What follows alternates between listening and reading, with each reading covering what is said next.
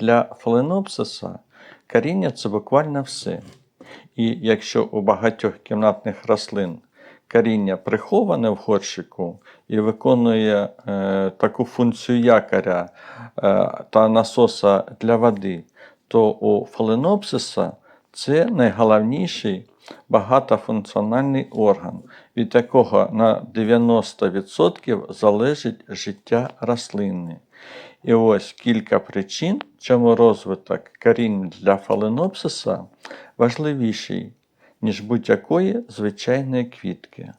По-перше, фаленопсис – це епіфіт, і у природі вони живуть на корі дерев, і їхнє коріння постійно перебуває на світлі. Отже, коріння фаленопсиса містить хлорофіл, і воно здатне фотосинтезувати так само, як і листя.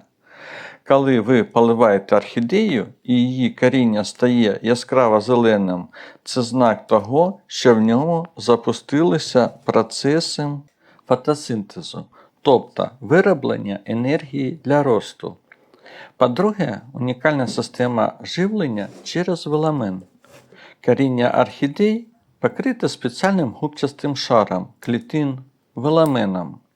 І у природі немає ґрунту, який тримає вологу, тому веламен працює як надпотужна губка. Він моментально вбирає дощову воду, ранкову росу та навіть вологу з повітря. Потужна коренева система з товстим шаром веламену – це головний резервуар води та поживних речовин для рослини. Якщо коріння мало, орхідея постійно страждатиме від зневоднення, навіть якщо ви будете заливати її водою. По-третє, фундамент для пишного цвітіння. Орхідея ніколи не видасть великий, багатий такий квітонос, бо у неї слабке коріння. Квіти вимагають колосальних ресурсів. Якщо коріння гниле або його мало, фаленопсис або взагалі відмовиться цвісти, або видасть 2-3 кволі квіточки, при цьому виснажуючи і сушачи власне листя, щоб віддати останні соки квітоносу. І четверте – це дихання рослини. Коріння фаленопсиса активно дихає киснем. Саме тому ми саджаємо їх у пухку кору та прозорі горщики з купою отворів. Здорове, активне коріння забезпечує правильний газообмін усієї рослини. Просте правило фаленопсиса. Росте коріння, буде рости і листя. Буде здорове листя та коріння, буде тривале і пишне цвітіння. Будь-яке лікування чи відновлення орхідеї завжди починається виключно з нарощування кореневої системи, а не з турботи про листя чи квітоноси. Отже, це теорія, яку треба втілювати на практиці. І тим, кому це вдається, то згодом отримують пишне і довге цвітіння своїх улюблених орхідей. Тож, вітання всім глядачам каналу Орхідеї вдома. Я Станіслав, і сьогодні, як ви вже зрозуміли, мова буде йти про коріння. А точніше, що я роблю і застосовую, щоб наростити ось таке коріння, яке ви зараз бачили. І заразом дам відповідь глядачки Наталії, яка запитує: підкажіть, будь ласка, якими добривами ви користуєтеся для нарощування коріння? Тож відразу хочу зазначити, що головне правило для стимулювання росту коріння можливе лише тоді, коли рослина буде перебувати у теплому місці і з достатньою кількістю світла. Також хочу сказати, що нарощування кореневої системи орхідей – це такий процес, який залежить від балансу деяких макро- та мікроелементів та фітогормонів. Отже, для стимуляції коренеутворення епіфітів я застосовую кілька перевірених біологічних та мінеральних рішень.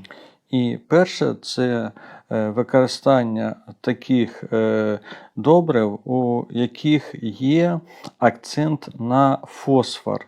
Це не значить, що у цьому добриві повинен бути тільки фосфор. Ні.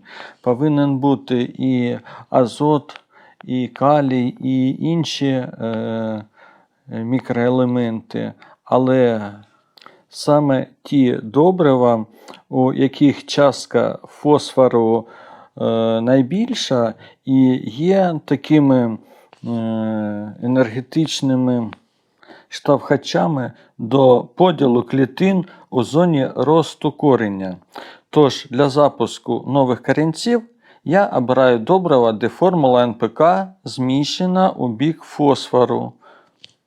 Також, якщо ви на каналі вже давно, повинні були замітити, що я дуже часто і густо використовую саме біологічні препарати.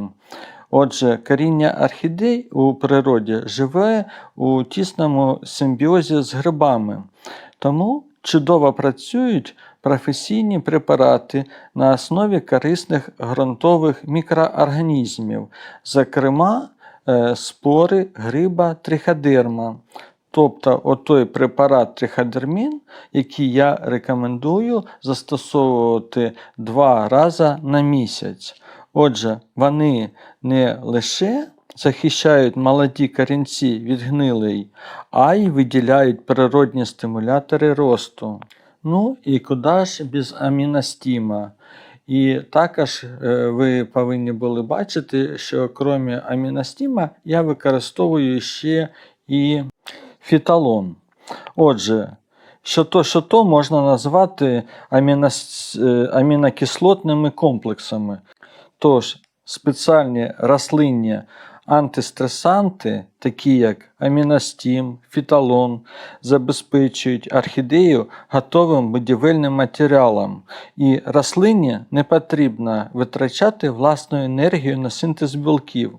І вона спрямовує свої ресурси на розвиток веламену та розгалуження кореневої системи. І нагадую, коли ви використовуєте ці препарати і добрива, обов'язково використовуйте нормальну воду і слідкуйте за ppm-ками. І отже, коли перший етап буде у вас пройдено, нові корінці вже зрушать в зріст, то з наукової точки зору, як тільки орхідея сформувала базу для всмоктування води та поживних речовин, її потреби будуть кардинально змінюватись. Тепер нам потрібно не просто будити сплячі бруньки, а нарощувати міцну вегетативну масу.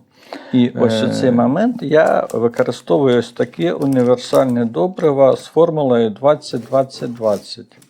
А якщо листочки будуть трохи відставати, то можна використати ось з такою формулою 30-10-10. Бо саме азот забезпечує ріст соковитого щільного листя. І вже коли у вас усе добре з кореневою системою, коли ви наростили гарну зелену масу, то тоді вже можна переходити на добрива ось такою формулою 6-3-8. І так, я думаю, що ви зрозуміли, що саме така формула буде підготовлювати рослину до майбутнього квітування. Тож, питання було тільки про нарощування корінців, але, як кажуть, Остапа понесло, і я розповів вам усе від початку і до кінця.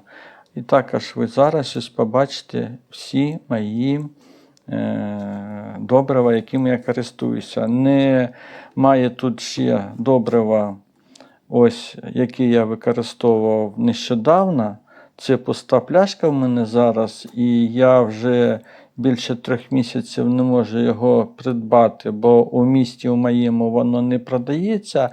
А там, де я замовляв, зараз мені скинули другий номер телефона і треба замовити, але із одної пляшки, мабуть, я не буду замовляти. Тобто тут ось дивіться, яка формула у нас 150, 150, 70.